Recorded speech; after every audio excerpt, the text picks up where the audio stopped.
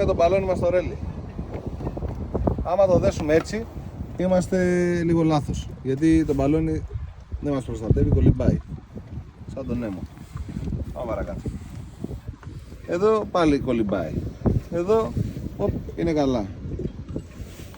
Είναι σε μια ωραία απόσταση, θέλουμε να το δέσουμε εδώ. Κρατάμε για να μας φύγει.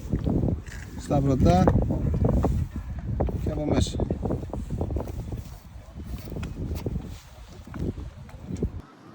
Δεύτερο, μπορούμε να κάνουμε μια ψαλιδιά.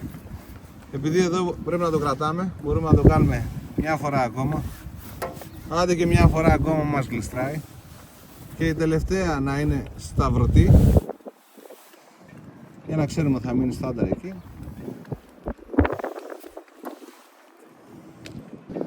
Μπορούμε να το κάνουμε λοιπόν και με το ένα χέρι. Πόδρο το σίδερο.